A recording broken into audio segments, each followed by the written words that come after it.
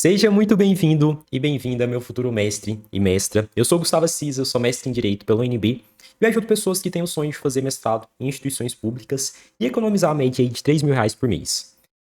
Eu faço tanto conteúdo nas redes sociais, no Instagram, que é o Assis Gustavo Underline, como também no meu canal do YouTube, que é o Assis Gustavo.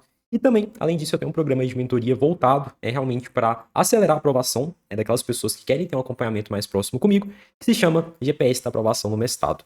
E hoje, nesse nosso encontro aqui, a gente vai falar sobre um edital específico, a gente vai fazer análise de um edital, que é o edital do mestrado em Direitos Humanos da UNB. É um mestrado que várias pessoas conversam comigo, já tive mentorados também aprovados nesse processo seletivo, e hoje a gente vai fazer análise desse edital ponto por ponto para que você consiga iniciar de fato a sua preparação de uma maneira estratégica, tá bom? Então, tudo que é importante para a sua preparação vai estar dentro do seu edital. O edital é como se fosse a sua Bíblia. Você tem que saber ele de cabo a rabo.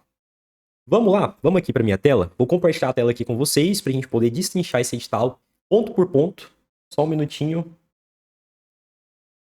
Pronto. Ó, vocês já estão vendo aí a minha tela. E aqui a gente tem o edital do último processo seletivo do programa lá de Direitos Humanos e Cidadania da UNB. Programa Nota 4. É um programa bem famoso, bem conhecido. E aqui a gente vai destrinchar ponto por ponto do edital. E lembrando, talvez, a época que você esteja assistindo esse vídeo, Gustavo, mas já saiu outro edital. Pessoal, de um edital para outro edital, em o mesmo programa, geralmente muda pouca coisa. Então, às vezes você vai ver que não vai ter basicamente diferença nenhuma, tirando a parte ali de datas, de cronograma, de um processo seletivo para o outro. Por quê? Porque geralmente os processos seletivos eles repetem os editais. Então, a análise que eu estou fazendo aqui e as premissas que a gente vai compartilhar são premissas atemporais, que valem inclusive para outros programas de mestrado. Então, se você aprendendo a ler editais, você já melhora consideravelmente a sua chance de aprovação, tá bom? Então vamos lá, pessoal. Ó, 1.1, o coordenador do programa torna público o edital, informações gerais. Quando que o edital foi aprovado no conselho, no colegiado do programa. Informações sobre o programa podem ser encontrados no site. Por que eles colocam isso aqui? Porque você tem que conhecer o programa a fundo. E a maioria dos candidatos não conhece o programa a fundo. Então, o edital ele já está bem claro. E mesmo se não tivesse no seu edital, esse é um ponto que você sempre tem que ficar atento. Conhecer o programa. E quando eu falo conhecer, não é conhecer do ponto de vista físico, e você ir lá visitar as instalações. Você pode até fazer isso, que é muito bacana. Mas conhecer é relacionado à questão a como que funciona aquele programa, qual que é a área de concentração, quais são as linhas de pesquisa, quais são os grupos de pesquisa, quem são os professores que estão vinculados ao programa, qual é o regulamento interno daquele programa. Tudo isso está em volta dessa questão de você conhecer o programa. E que é muito importante para a sua preparação, tá bom? Então, conheça a fundo o programa. E aí, pessoal, eu sempre gosto de trabalhar lá com os meus mentorados do GPS, especialmente quando a gente fala sobre análise digital, com duas caixinhas. O que é isso, Gustavo? Uma primeira caixinha é a caixinha formal, e a segunda caixinha é a caixinha material. A caixinha formal, o que vai estar dentro dessa primeira caixinha? Tudo que é burocrático, por exemplo, prazos, cronograma, documentação que você tem que juntar, comprovantes do seu currículo, toda essa parte burocrática de formalidade vai estar dentro dessa primeira caixinha, a caixinha formal.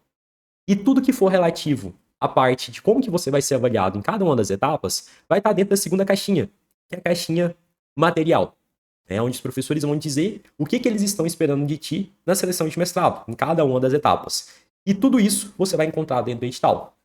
E eu vejo candidatos por aí que às vezes não dão a devida importância para o edital, a pessoa já está tão preocupada ali com o projeto, e ela acaba dançando. Já vi vários candidatos, inclusive hoje, estava conversando com um candidato que foi reprovado porque ele se identificou no projeto. E às vezes a gente acha que é uma questão assim tão trivial, pelo fato de eu ter esse hábito de acompanhar diferentes pessoas, mas principalmente para quem está começando, que não tem experiência, é algo que a pessoa, por um descuido, por não ter lido ali direito o edital, ela pode cometer. Já tive amigo, por exemplo, que não juntou o verso do diploma do mestrado. Isso em uma seleção de doutorado, a pessoa que já tinha experiência, foi reprovado. Então, assim, a gente tem que tomar muito cuidado da forma que a gente faz, para se preparar para uma seleção de mestrado. E a base de tudo começa pelo edital. E a gente tem que tomar muito cuidado, tá bom?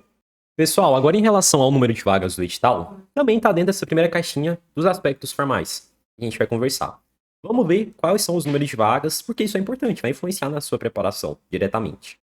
E aqui a gente tem, será realizado por meio de 6 sistemas de vagas. Como é que são esses sistemas? Sistema de ampla concorrência, sistema de política de ações afirmativas para negros, sistema de ações afirmativas para indígenas, quilombolas, pessoas com deficiências e pessoas transexuais e ou travestis. Então a gente tem esses 6 sistemas de vagas nesse processo seletivo.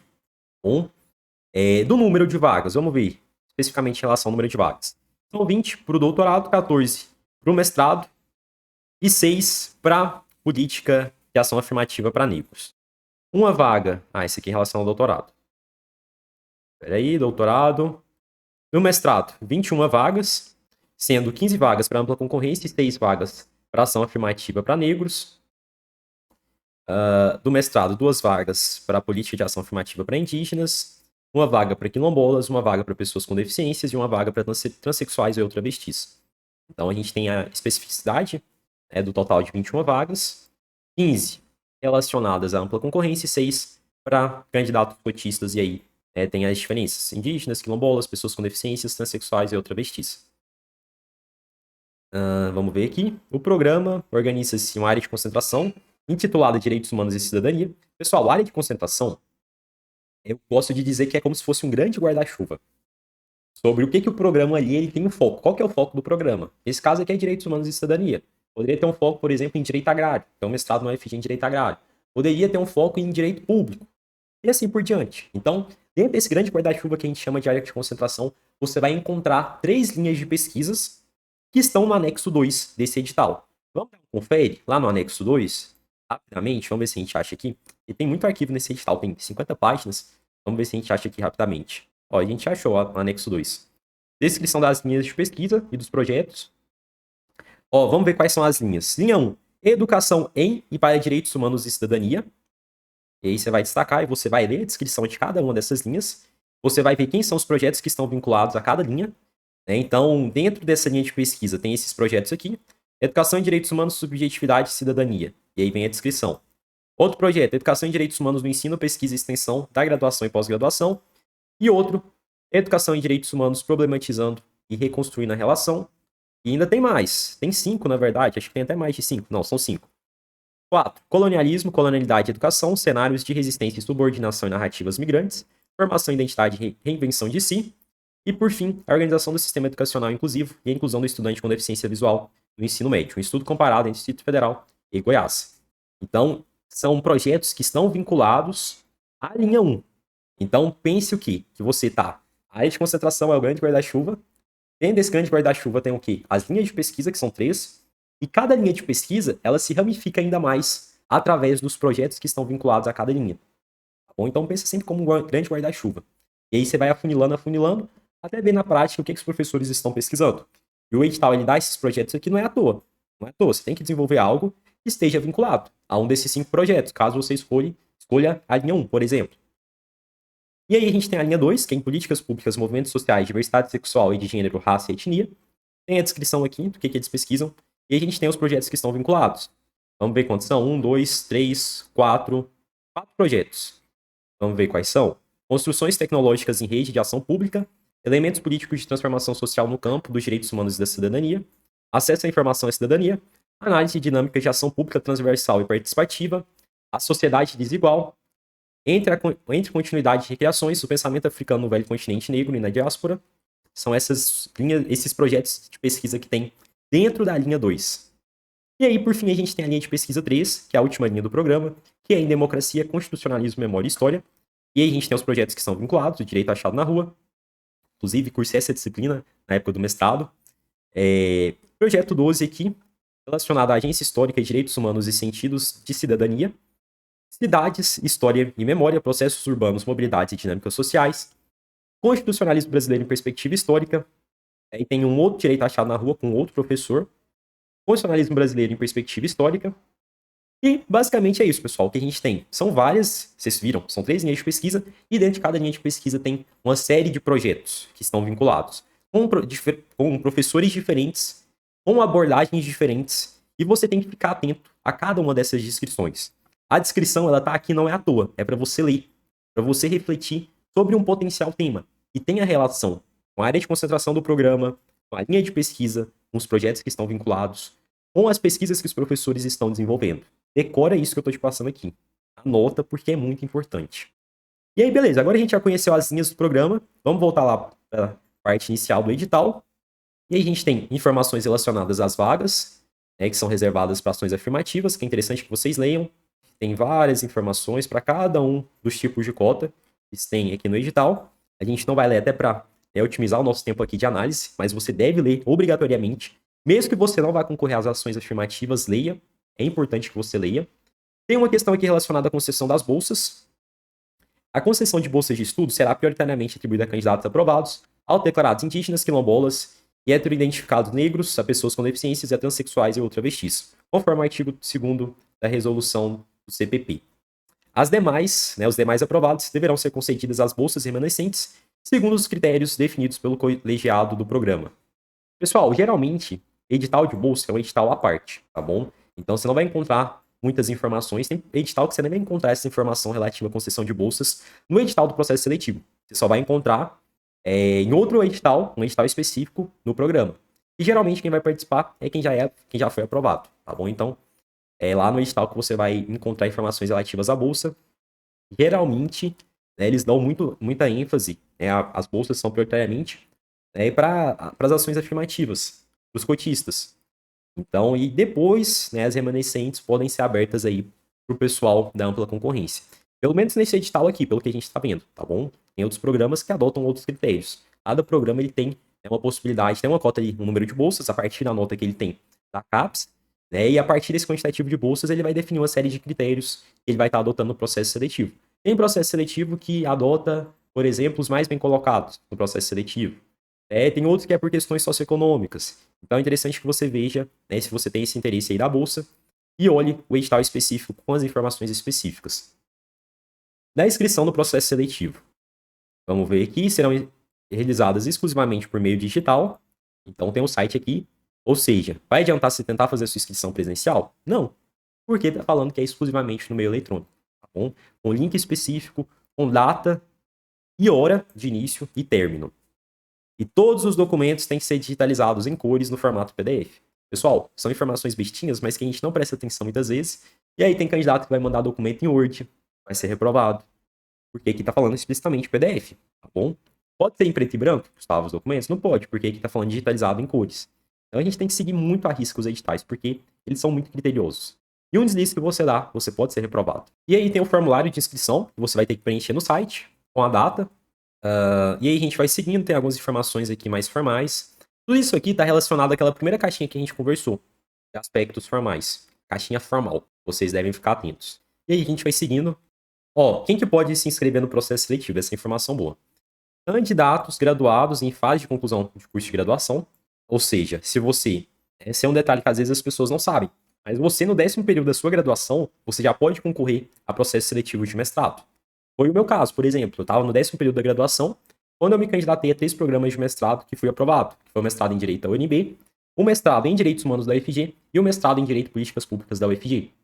Então, você no 10º período, desde que você apresente uma declaração de provável formando, você consegue fazer a sua inscrição. Aí, no ato da matrícula, você vai lá e apresenta o seu diploma de conclusão de curso, tá bom? Itens que são obrigatórios para sua candidatura. A apresentação da candidatura em texto elaborado pelo candidato, contendo breve relato sobre sua trajetória acadêmica e profissional, expondo seu interesse na realização e razão pela escolha do curso de mestrado, acadêmico ou doutorado, na área interdisciplinar, bem como a apresentação das principais realizações em termos de produção intelectual que guardem conexão com as perspectivas do candidato em relação ao PPG-DH, conforme a orientação apresentada no anexo 6 desse edital. Esse texto deverá ter no máximo 1.000 palavras. Posso escrever 1.001? Não pode. Posso escrever 999? Pode, porque é até no máximo 1.000 palavras. Então você pode escrever, obviamente, menos. Em formato A4, com espaçamento 1,5 entre linhas, com fonte Times New Roman 12 para os candidatos de mestrado. E para o doutorado pode escrever um pouquinho mais, pode escrever 1.500 palavras. Então, esse é um primeiro requisito, é uma apresentação da candidatura. Geralmente a gente chama isso aqui de memorial, carta de intenções, carta de motivações. Inclusive lá do GPS, que é meu programa de mentoria, a gente tem uma aula específica só ensinando como que você elabora uma boa carta de intenções, como que você se apresenta de uma maneira persuasiva. É muito importante que os professores saibam quem você é. E se apresentar você realmente de uma maneira que seja persuasiva. que mostre para os professores que você não é um candidato e caiu de paraquedas no processo seletivo. Esse é um ponto muito importante. E que às vezes as pessoas negligenciam, acham que é apenas importante o projeto, e não é. Outro item também que é importante, proposta de investigação. O que é essa proposta de investigação? É como se fosse um mini projeto de até 1.500 palavras, para o doutorado até 2.200, ambas sem contar título e referências bibliográficas. O que deve ter nisso aqui? Espaçamento entre um e-mail, parte formal, Times New Roman 12, referencial bibliográfico deverá estar ao fim da proposta. A primeira página deve ter um cabeçalho com indicação se a candidatura é ao mestrado ou doutorado, então tem que indicar, então se você é reprovado. Indicação se você vai concorrer, a qual sistema de vagas você vai concorrer, se é universal, se é ações afirmativas. Indicação da linha de pesquisa, indicação do projeto de pesquisa, do potencial futuro orientador, e indicação do título da proposta de investigação. E, obviamente, você não pode se identificar na sua proposta aí de, como é que eles chamam aqui? Proposta de investigação. É como se fosse um mini projeto de pesquisa. Inclusive, lá no GPS a gente tem aula específica ensinando como elaborar um projeto de pesquisa do zero. Do zero.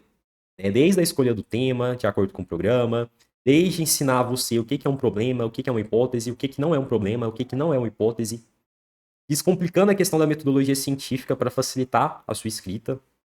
Então é um módulo muito completo que eu trabalho com exemplos reais. Você tem acesso aos meus projetos que foram aprovados. É um módulo muito bacana que os mentorados têm aproveitado bastante e têm tido isso aí em diferentes seleções de mestrado pelo país.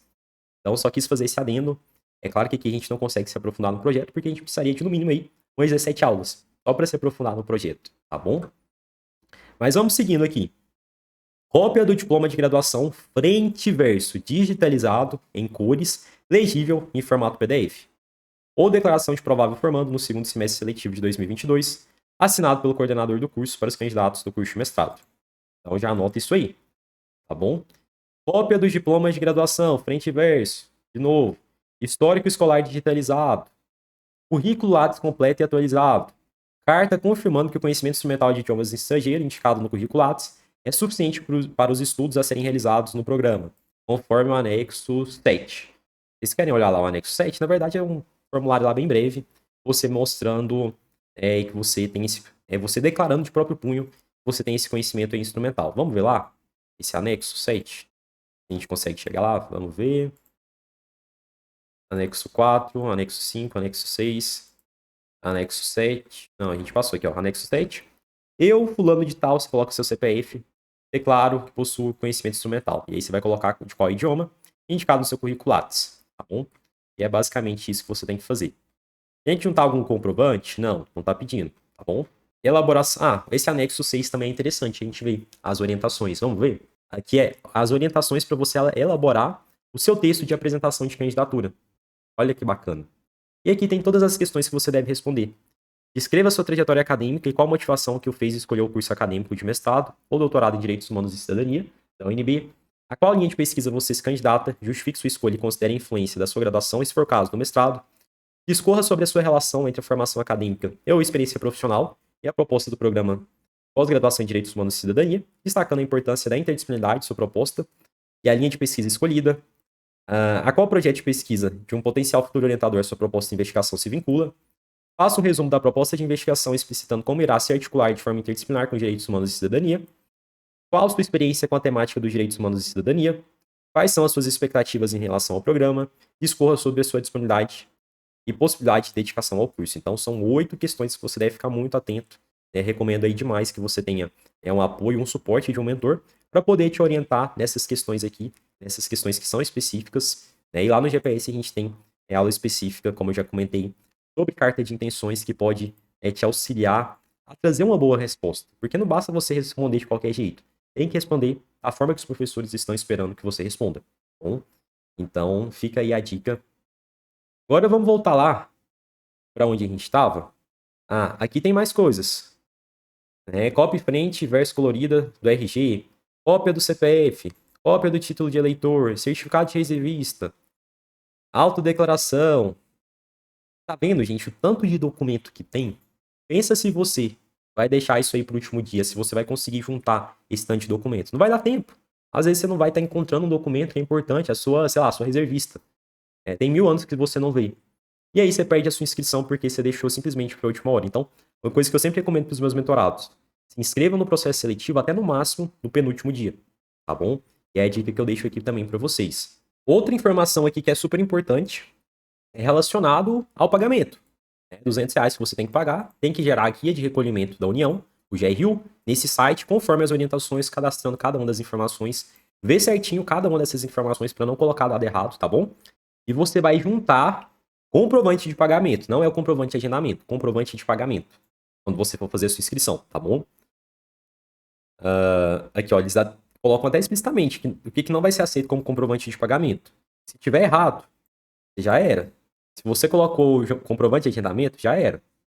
Então, tome muito cuidado, porque a sua inscrição pode ser indeferida justamente por conta disso aqui. Em relação à admissão, depois que você é aprovado, você tem que juntar uma série de documentos. É chatinho, mas é importante. É mais, você não pode se registrar em mais de um curso na UNB. Isenção, para candidatos aí hipossuficientes, tem a possibilidade de isenção, especialmente para aquelas pessoas cadastradas em programas governamentais, como o CAD Único, tem a possibilidade de você solicitar isenção. E aqui tem todos os critérios, tudo que você deve preencher. E a gente vai seguindo, vamos seguindo. Vamos ver as etapas. Quais são as etapas do processo seletivo? Primeira etapa do processo seletivo: a avaliação da proposta de investigação. Trata-se de uma proposta preliminar que o candidato pretende desenvolver, com vistas a evidenciar a aderência e a relevância com o projeto de pesquisa do potencial orientador. Essa avaliação da proposta, como é que você vai fazer essa proposta de investigação? Você vai lá no anexo 2, e a gente vai fazer isso aqui agora. Vamos lá no anexo 2. Peraí, anexo 2. No ato da inscrição, o candidato deverá indicar a linha de pesquisa a qual a proposta de investigação se vincula e o projeto de pesquisa do potencial orientador. O PPGD-H tem a área de concentração, as 3 linhas, então o anexo 2 é o que a gente já tinha passado. A gente já passou por aqui. Então vamos voltar lá em cima. Então, essa é a primeira questão, proposta de investigação de mestrado acadêmico. Como é que deve ser, Gustavo, essa proposta aí, do ponto de vista técnico? O que deve ter nessa proposta? Vamos lá. Título e resumo, com até 100 palavras e 5 palavras-chave. Tema e caracterização do problema a ser pesquisado, bem como do caráter interdisciplinar da abordagem. Relevância e vinculação da proposta de investigação com o projeto de pesquisa do potencial orientador. Objetivos e pergunta da proposta de investigação. Fundamentação referencial teórico. Abordagem metodológica. Referências bibliográficas. Pessoal, é um projeto. Não está aqui escrito. Eles colocam uma proposta de investigação, mas isso aqui é um projeto de pesquisa. Nada mais. Nada mais. Lá no GPS da aprovação do mestrado, que é o meu programa de mentoria, a gente tem 17 aulas específicas sobre projetos de pesquisa. Como eu já comentei. Então, tudo isso aqui, ó, a gente já destrincha como que você escolhe o tema, como que você delimitação temporal, espacial, material. Tudo isso aqui a gente trabalha de forma exaustiva, de uma forma bem detalhada lá no GPS.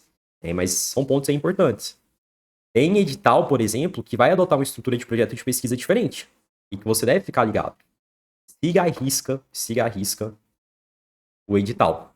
Se tá falando que tem esses elementos aqui, você vai colocar esses elementos. Você não vai adicionar nenhuma outra coisa a mais. Você não vai colocar mais e nem menos. Você vai colocar o tanto de elementos que está especificado no edital, tá bom? E essa proposta de investigação, em relação às palavras, você deve ter, fazer uma proposta de investigação de até 1.500 palavras. É um projeto bem curto, sendo bem sintético, é bem sintético mesmo. E aqui tem todas as informações. Então, basicamente, essa é a primeira etapa. Segunda etapa é a prova oral. O que é a prova oral, Gustavo? É a entrevista. Os professores querem saber informações sobre o seu projeto, sobre quem você é. E você tem ali 20 minutos com a banca. Você tem um tempo ali para expor seu projeto, apresentar e expor seu projeto, seguido de uma sabatina dos professores, tá bom? Somando tudo aí 20 minutos. Inclusive, lá no GPS a gente tem um módulo específico com várias aulas só sobre a preparação para a etapa de entrevista, desde o zero. Como que você se prepara, como que você monta um roteiro adequado para o processo seletivo, as perguntas e críticas mais comuns que são feitas pelos professores, como que você persuade, como que você conta a sua história de uma maneira compatível com aquela vaga que você está concorrendo. Então é um módulo muito bacana, inclusive tem alguns bônus lá, que é a simulação com alguns mentorados que eu já fiz, que foram aprovados nessa etapa de entrevista, e é bem bacana, Mas que só fazer esse adendo aqui, como a gente está falando sobre a entrevista. A entrevista ela acontece de forma virtual, no site do programa, tem toda a divulgação. Vamos vendo aqui. Aqui é em relação ao doutorado, basicamente a mesma coisa para o mestrado. A diferença é o tamanho dessa proposta de investigação. vai ser uma proposta de investigação um pouquinho maior. E a entrevista também tem um tempo de duração um pouco maior, de 30 minutos, enquanto que para o mestrado é 20 minutos. Mas basicamente é o mesmo formato de avaliação, tá bom? Pessoal, vamos ver as formas de avaliação. Aqui a gente já entra naquela caixinha, lembra que eu falei lá atrás? A caixinha material. Primeira etapa, avaliação da proposta de investigação. É eliminatória e classificatória. Tem que tirar a nota mínima de 70 pontos. Os aspectos, né, da avaliados estão no anexo 4 desse edital, sendo temática de pesquisa, alinhamento da proposta de investigação com o projeto de potencial orientador, referencial, fundamentação teórica, correção gramatical e estilo de redação. E aqui tem todas as informações relevantes que vocês devem colocar, tá bom? Que você deve considerar na hora de elaborar o seu projeto. Antes de você submeter o seu projeto, quando você estiver tanto elaborando como também antes de você submeter, faça o trabalho de avaliar, faça o trabalho de como se fosse um parecerista, como se fossem os professores da banca. Analise elemento por elemento do seu projeto. Se dê uma nota, tá bom? Com base nesses critérios aqui. A segunda etapa, que é a prova oral, também eliminatória e classificatória, tem que tirar no mínimo 70 pontos. O que eles vão considerar na sua entrevista? Conhecimento e capacidade de organizar e expor as ideias, articulados com as teorias pertinentes ao campo dos direitos humanos e cidadania, argumentos sobre seus interesses de pesquisa e a execuibilidade da linha, capacidade de sustentação dos seus argumentos com intelecção, objetividade e conteúdo, em consonância com o projeto de pesquisa, expectativas profissionais e acadêmicas do candidato em relação ao curso, compromissos e perspectivas em nível pessoal, profissional e institucional. Para o doutorado também é bem semelhante. Vai ter uma ou outra diferenciação, mas basicamente a base é bem próxima. Classificação final.